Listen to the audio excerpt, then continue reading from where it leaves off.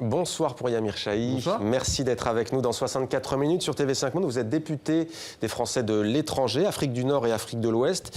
Ces derniers jours, pour Yamir Chahi, vous êtes monté au créneau pour défendre l'idée d'une candidature unique à gauche en France pour la présidentielle de l'an prochain. Avec son discours de Wagram, on a l'impression que François Hollande y va sans le dire. Est-ce que vous pensez qu'il peut faire marche arrière et ne pas y aller ? D'abord, ce que fait François Hollande, franchement, ne regarde pour l'instant que lui. Et je ne m'intéresse pas à ses choix. Vous avez vu qu'il a pris l'habitude de décider à peu près tout seul, soit de grandes décisions pour le pays, pour le meilleur et pour le pire, soit de sa propre destinée.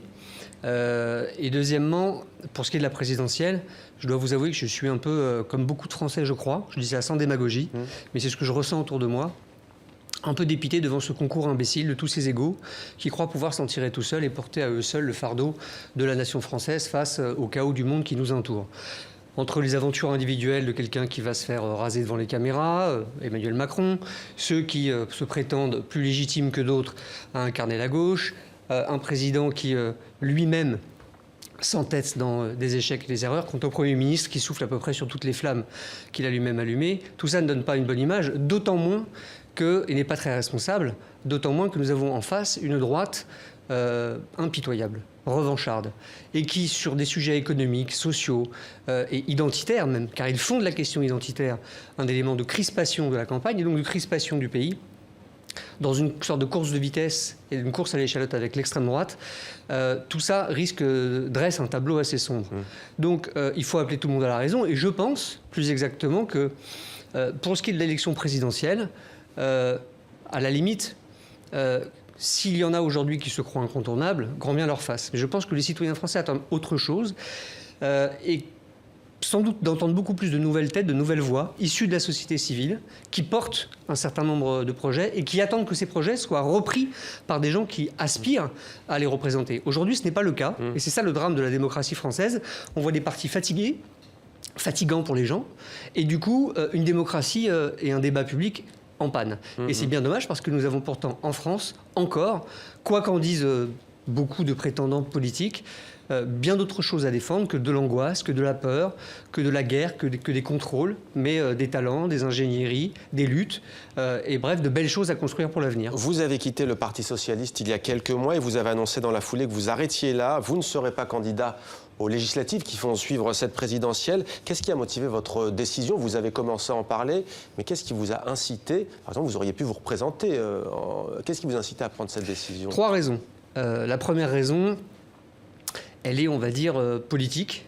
Je n'ai pas envie, moi qui suis militant de toujours, de rester dans le scaphandre parlementaire, quand bien même j'estime que le Parlement peut faire de grandes choses. J'estime y avoir fait des choses utiles et je suis très fier d'être élu de la Nation et de la République. Mais je pense que c'est bon de respirer. Deuxième raison, justement, je veux retourner dans le monde du travail. C'est ma respiration. Moi, j'ai alterné le public, le privé, l'associatif, l'entreprise, le chômage aussi.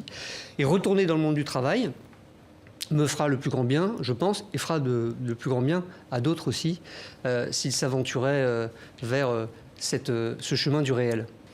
Et il y a une troisième raison plus personnelle, c'est que je ne suis pas sûr, juste pour des raisons de santé, de pouvoir, puisqu'on parle beaucoup de la santé des candidats et des hommes et des femmes politiques en ce moment, ouais. voilà, de pouvoir assumer 5 années encore dans des bagarres qui vont être difficiles, surtout si la droite revient, et vu le contexte anxiogène de la France, donc je préfère continuer à m'engager différemment, en étant beaucoup plus irrigué. Mais sur le Parti socialiste, les Français ont du mal à y comprendre. Vous avez cité Manuel Valls avec des mots quand même assez durs, en disant qu'il ajoutait de l'huile sur le feu.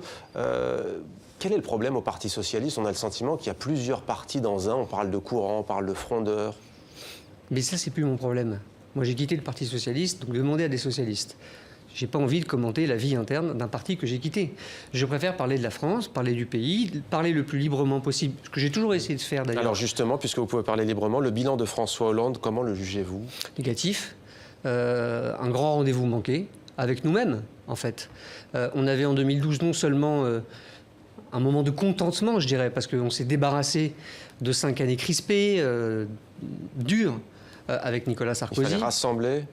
Il fallait rassembler, mais il fallait d'abord tenir ses promesses. Quel est le résultat d'avoir gâché autant de milliards sans contrepartie à des patrons qui n'en demandaient pas tant? Alors qu'on voit bien, regardez sur Alstom, on a besoin de cet argent public pour investir, on ne peut plus le faire. C'est pas très malin quand même. Je ne prends cet exemple-là, mais que cet exemple-là, il y en aurait bien d'autres dans le domaine économique et social. Je ne suis pas sûr qu'on ait engagé la France dans une voie enthousiaste et en tout cas intelligible en matière de politique étrangère. Lutter contre le terrorisme d'un côté, avec pour seule logique de lancer des bombes et de contrôler chez nous ceux qu'on suspecte d'être potentiellement des terroristes, est assez limité, surtout contradictoire avec le fait de continuer à s'associer avec l'Arabie saoudite.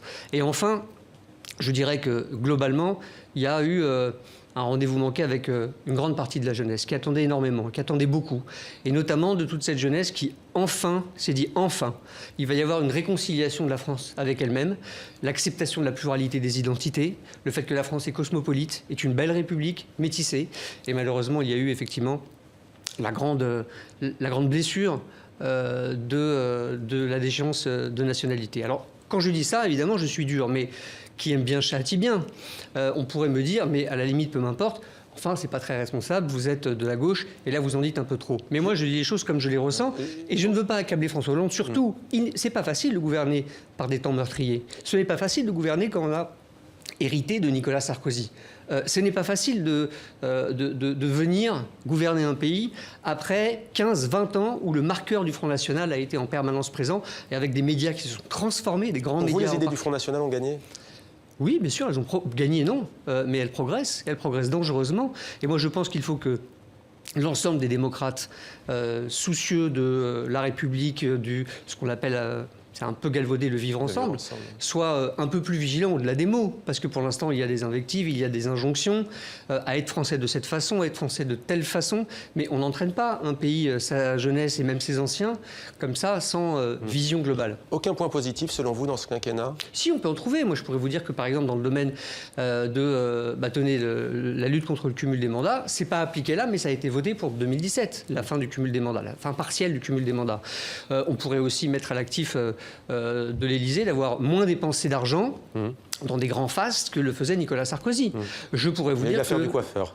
Oui, bon. On pourrait aussi mettre à son crédit, ou au crédit de la majorité des parlementaires, d'autres initiatives, et il y en a eu, je pense évidemment, à l'égalité devant le mariage. Ce n'est pas le seul... Et puis, il y a eu aussi des discours qui étaient des discours importants, mais malheureusement pas toujours suivis d'actes, notamment dans les pays africains, qui étaient des promesses, malheureusement des promesses non tenues, des promesses notamment de réconciliation des mémoires. Mais voyez-vous, autant il ne faut pas être manichéen, accabler un seul homme, autant il faut être honnête. Et moi, vous me posez une question, j'y ai répondu. Mais si vous me posez une autre question, ça suit souvent, c'est d'accord, mais face au danger de la droite, ne croyez-vous pas qu'il vaut mieux essayer de resserrer les rangs? Je vous dirai toujours oui, mais à la condition que nous portions un projet collectif. Est-ce qu'il y a un homme ou une femme qui peut incarner cette alternative à gauche? Je n'en vois pas aujourd'hui. C'est ainsi, je ne vois pas aujourd'hui. Mais je vais vous le dire autrement, personne n'est irremplaçable. Et vous allez prendre pour un excès de démagogie cette réponse, mais que je vous fais quand même. Il y en a des millions d'hommes et de femmes susceptibles d'incarner quelque chose. Un voix, un visage, une voix, un visage. Mais tout ça doit être porté autour de quelques questions. Dans ce monde en mouvement, quelle est la relation de la France au monde et quelle est surtout la façon dont nous acceptons la présence du monde en France, c'est-à-dire tous ces enfants issus de l'immigration, et pour dire les choses, des anciennes colonies, qui a été un impensé total et qui nous amène à toutes les crispations identitaires aujourd'hui. Comment renouer aujourd'hui avec des perspectives d'émancipation qui se ferment pour toute une catégorie de la population? Comment investir, et l'argent on peut l'avoir, en 10 ans ou 15 ans vers un nouveau modèle écologique. Comment on fait pour que le numérique, les nouvelles technologies servent au plus grand nombre? Comment et quand est-ce qu'on en discute surtout? Comment faire pour que les inventions, les brevets, les luttes intelligentes qui débouchent parfois sur des créations nouvelles, notamment dans des modèles d'entreprise, puissent être utilisées pour conduire les politiques publiques. Rarement on a ces débats. Et vous avez vu l'été médiocre qu'on a eu autour d'un vêtement dont il a été dit à peu près tout, je crois, mais qui a finalement épuisé le moral de la plupart de nos compatriotes. Alors revenons sur la politique étrangère de François Hollande et de la France. Tout à l'heure, vous me disiez que vous écoutiez avec attention notre invité précédent sur la confusion du monde et ce 15e siècle. François Hollande, Vous avez parlé du Proche-Orient, mais est intervenu aussi militairement au nom de la France en Afrique, au Mali notamment, en Centrafrique. Quel regard portez-vous sur sa politique étrangère, sur son bilan? Alors, la première chose que je voudrais dire, c'est que ces guerres ont été décidées par un homme et un homme seul. C'est grave, en soi. Je veux bien qu'on discute Il est commandant en chef des armées. Oui, mais d'accord. Mais on est en 2016 dans un monde moderne où en plus règne, vous l'avez dit précisément, en tout cas votre invité précédemment, une confusion dangereuse.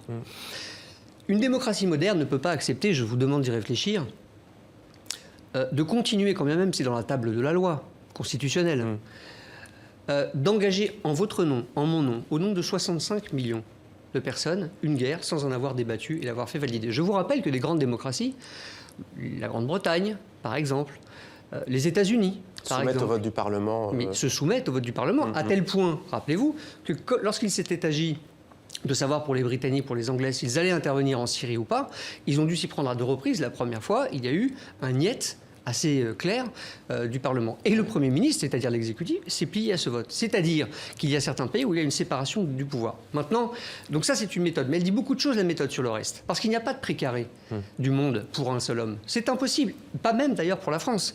La France doit être un pays de coopération. Alors justement, François Hollande avait prévu d'en finir avec la France-Afrique. Donc pas facile, à chaque fois on le sait, pour les gouvernements français de se prononcer quand il y a une crise sur ce continent. Il y en a une actuellement post-électorale au Gabon. Sur ce point précis, que faut-il faire selon vous? D'abord, je reprocherai à François Hollande sur cette crise. Voilà. Je pense que c'est pas facile, voire même il a une position, la France a une position, je trouve, prudente et intelligente, s'en remettant effectivement aux missions internationales en cours, qui visent, je ne sais pas si on obtiendra un recomptage, mais qui visent surtout un apaisement. Il faut d'abord un apaisement, car on a vu dans d'autres situations, je pense à la Côte d'Ivoire, les embrasements parfois définitifs, violents et meurtriers. Car à la fin, ceux qui morflent, ce sont les gens, les pauvres gens qui n'ont rien demandé, si ce n'est de vivre un peu mieux, de vivre en démocratie, et surtout de vivre dans un pays très riche, où on partage les richesses et le pouvoir. Or, ce n'est pas le cas. C'est ça le problème du Gabon. Je ne connais pas assez bien ce pays, ce n'est pas dans ma circonscription en plus, et donc je n'aurai pas l'arrogance de donner des solutions toutes faites. Merci. À vrai dire, il y a une perspective qui m'a été donnée, mais c'était juste avant de rentrer dans cette émission, par votre excellent confrère Pierre Benoît, qui me disait peut-être que la prochaine élection législative va rééquilibrer un peu les pouvoirs et va être un moment de temporisation.